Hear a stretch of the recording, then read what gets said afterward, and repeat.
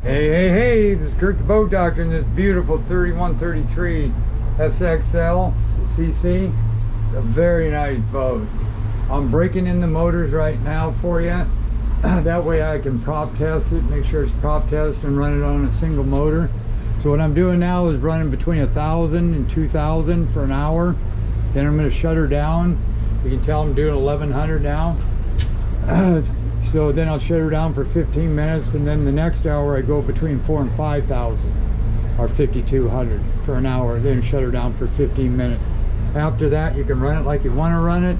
I'd say if you're running low speeds like 38 to 4,000, which this boat should do, about 30 miles an hour, about that 3,800 range. If that's all you do, just remember at the end of the day, maybe from here to that land over there, open this thing wide open just before you get back to the dock, weather permitting. And I got my Navionic, since I don't have I know this place anyway, but I got Navionic Plus on my phone, so I can use that for my charts. And so I have to go back through here. I can do my fishing charts too with the contours and the currents, waypoints, so on. You can auto guidance as well on this, so you can make a waypoint and just hit auto guidance and it'll take you right back. So I'll think around with that because I have time after I get through with this. But this is what's nice. I can run out here, and this is really super, not deep in here. And then here I put a little back cushion on this thing, and you can just sit there and you can sit on these rails right here. That makes it really nice, but that would give you a backrest. You can sit here and hang on to that. These shockwave seats are nice, and if they get in your way, all you have to do is pull that down and boom, you're right in here. I like it. Now say I've been running at 1,100 for a few minutes, then what I can do off this VTS control, if you hit it up twice, and you'll see it on the gauge up there, that'll bring her up to 1,200 RPMs. Now you can steer back here as well. So while I'm doing this, I'm going to turn around and head towards the North Bend Bridge, because it should take me from here to Charleston and back to get the total break-in. I like them doors. You can see the water. You can drag your fish in through that. Say you didn't have a net, it's a lot closer to the water. So this locks right back here. And then you actually got this heavy-duty seal door that you can lock it like that. You got one down there. I mean, he did this boat right. I think when he did this is a man's boat. This is the bad boys night out. This is a badass boat too. They got girls night, like I said before, so you can have a guy's day or guy's day out or something. But that's what I think he's using this for, because there's no head in it. Because you can just go right out there if you had to, or use that box like I said, but I didn't tell you could do that now. So now, you got to remember when these things are closed, like them side doors right here. Now here's what I like about the dual steering, because then I can rip up here and steer. When this door's all the way, you have to do this to shut it. That's charging. My phone cord's here.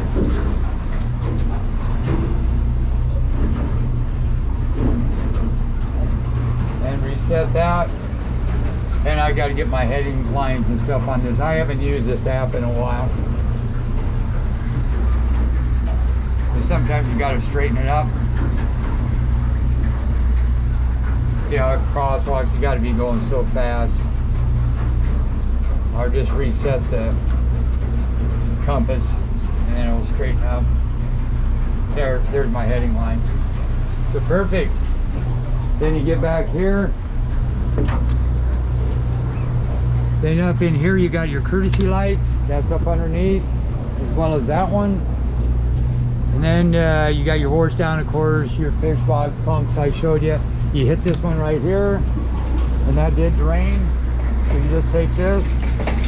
You got to find that sweet spot right there. That's going to fill up. And they put that pickup scoop on the bottom of that offshore bracket, so that way you can use it.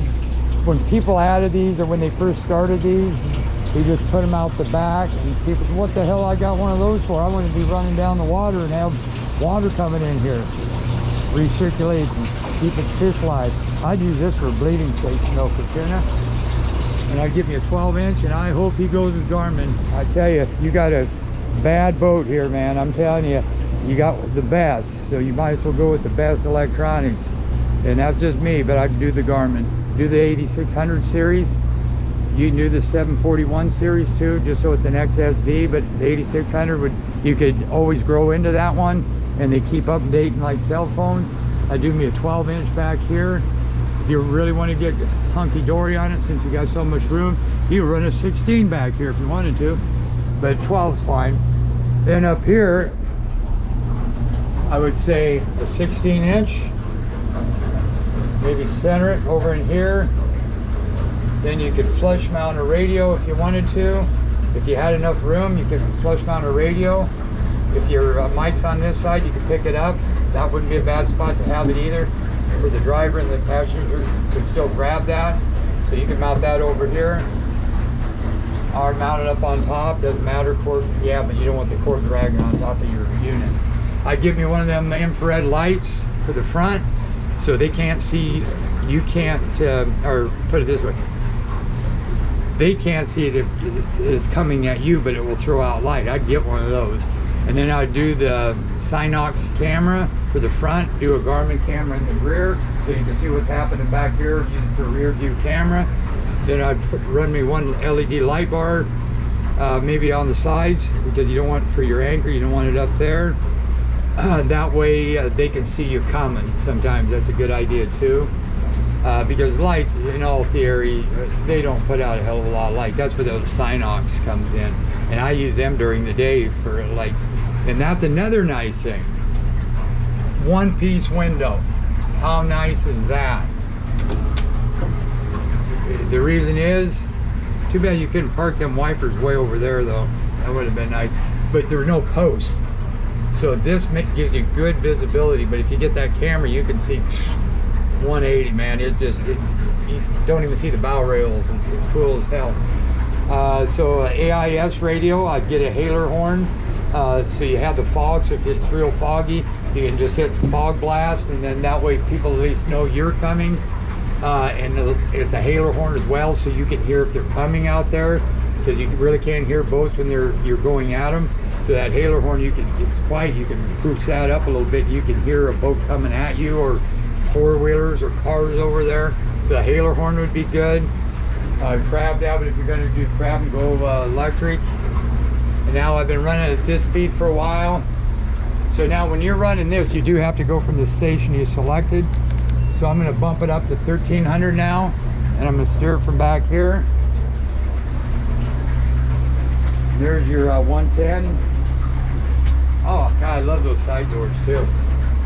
Okay, so other than that, what I'm going to do now is finish breaking this in. I started at 9:45. Let's see what time it is. 10:13. So that should put me probably underneath the North Railroad Bridge. Then I can let it cool down, and then from there I can do the 4,000 to 5,000 RPMs, and that should put me into Charleston and almost back again. And when I get done with that, see that's filling up. How nice is that? Kick that baby off. Now I'm going to go up to 1400. That's another nice thing with this VTS control. I can go in and out of gear forward if you're going forward, or even in reverse. So, oh, autopilot, yes, do the autopilot too. And I don't know if the CO5 has it, or that you can still get the CL7 with the built-in GPS and sonar. You could run an independent transducer and still have GPS on a backup unit. It's a little bit bigger than that display up there. If they still make those, that would be cool actually. Or you could put it back here, one of the two, but you 10 to 1, you'd probably use it up there more. But that way, if some of this stuff went out, you'd have another backup plan. But if not, do the Garmin autopilot, get the wireless remote, then a bow mount, get the Kraken if you get a bow mount. That would, yeah, they're kind of nice. They're boosting up the thrust now. But those Garmin bow mounts link into your Garmin displays. It's like running your main autopilot. So I would definitely get autopilot for the mains, and then what I do is a kicker, you just run a tie bar, then you got autopilot for your kicker. So there you go, you got the best of all worlds.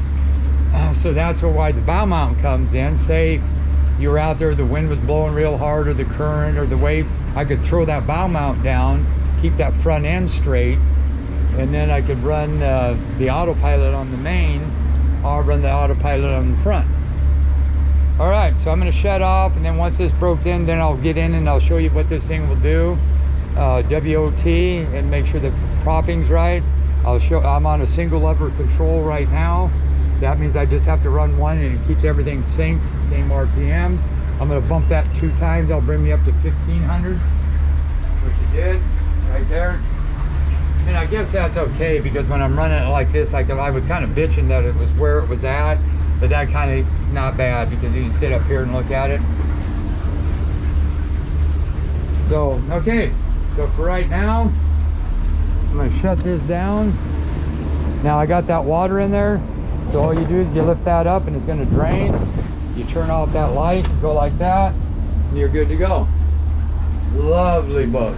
Man, oh man. See, I just like this, where you can just jump right out. You can steer it from out here, get out front.